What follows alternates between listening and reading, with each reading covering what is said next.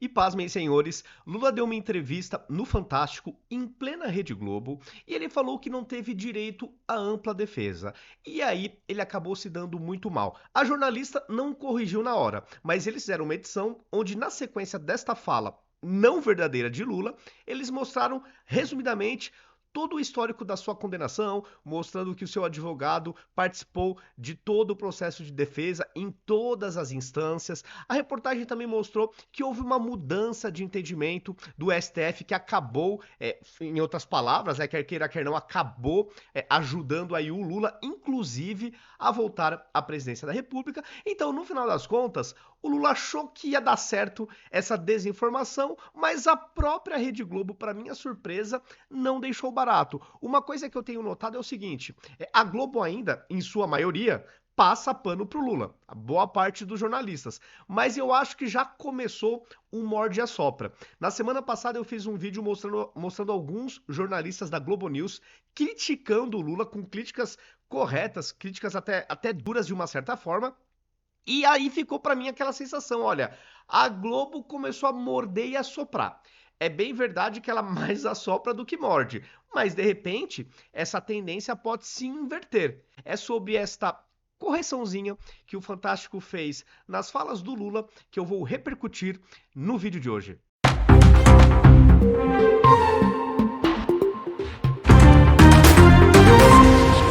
E para tranquilizá-los, eu não assisti a entrevista do Lula no Fantástico, na Globo, simplesmente porque eu não tenho mais estômago para assistir a programação da Rede Globo. Só que esse corte passou na minha timeline. E aí, obviamente, eu estou repercutindo porque eu acho que vale a pena.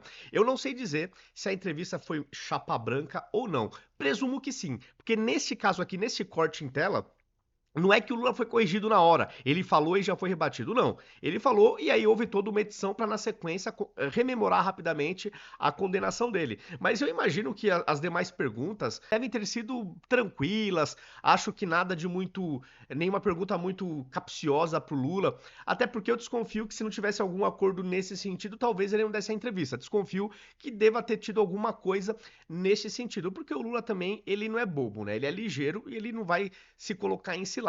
Pô, já faz quanto tempo que o Lula não se mistura com o povo, que não vai em locais com plateias não controladas? Então o Lula sabe que a popularidade dele não é lá essas coisas.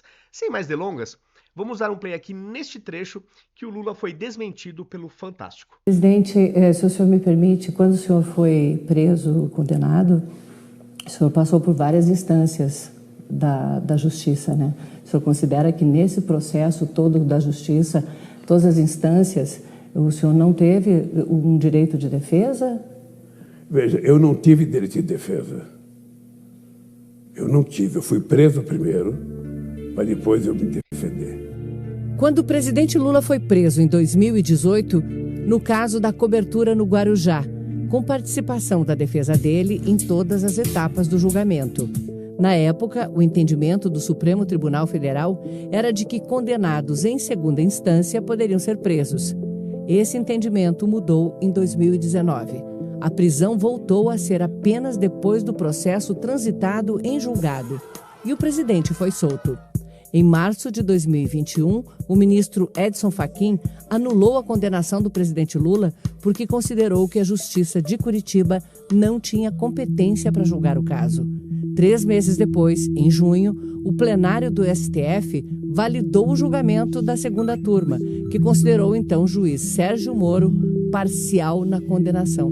Parece que o único juiz parcial no Brasil é o Sérgio Moro, porque o que a gente vê de situações aparentemente injustificáveis que ministros do STF julguem e eles acabam julgando, principalmente nos inquéritos envolvendo bolsonaristas, né? E até mesmo porque vários magistrados já demonstraram que queriam combater o bolsonarismo, que odeiam o Bolsonaro, essa ideologia, etc. Automaticamente, no meu ponto de vista de leigo, eles já deveriam ser suspeitos, parciais, né? Se considerarem parciais por odiarem o réu. Ou os réus que estão no entorno de Bolsonaro. Mas aqui é só uma opinião de um leigo que não muda nada o destino da nação. Mas eu acho muito curioso a gente ter essa sensação, né, de que assim, dos grandes casos no Brasil, só o ministro Sérgio Moro é um ministro parcial, né? Todos os demais casos, eu digo envolvendo mais questões políticas mesmo, né?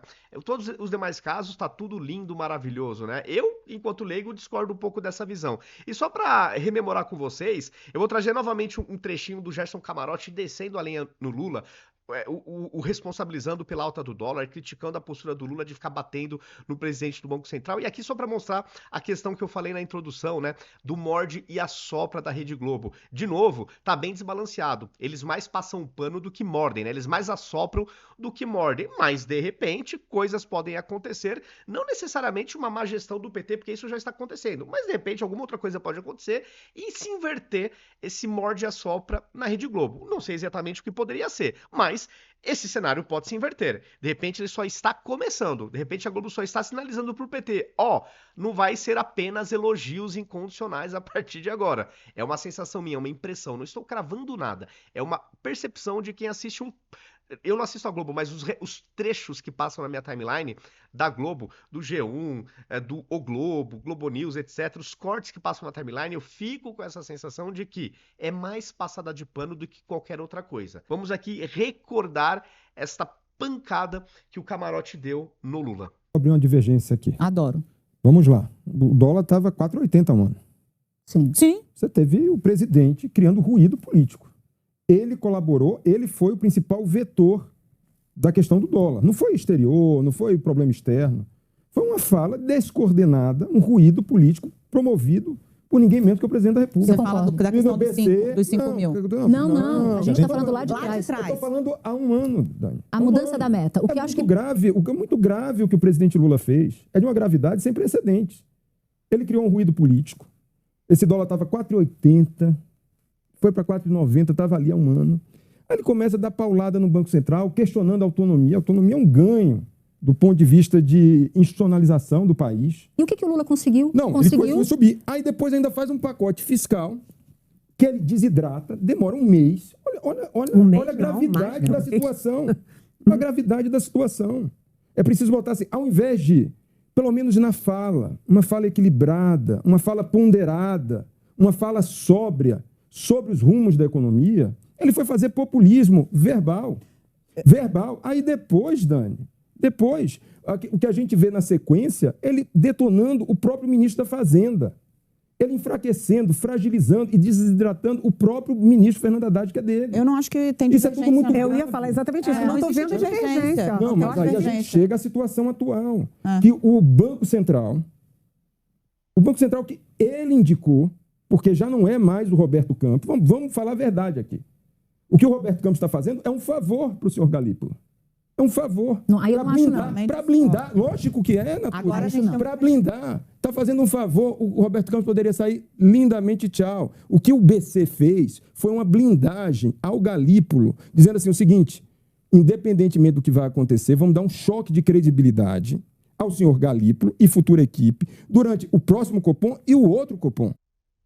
Eu acho que até faz sentido, viu, essa análise final que ele falou de blindar o Galípolo. Pensando bem, até faz sentido. Bom, pessoal, aqui é só para mostrar para vocês realmente esse movimento do Grupo Globo, né, de morde a sopra. Não sei se vocês concordam comigo, que de repente pode ser alguma sinalização da Globo, né, para o governo federal. Mas comentem o que vocês acham dessa hora ou outra, né, a Globo parece que faz um jornalismo mais crítico, né? Não aquele jornalismo bajulador, que aparentemente elogia incondicionalmente o governo. Então, comentem se vocês concordam aí com esse meu ponto de vista.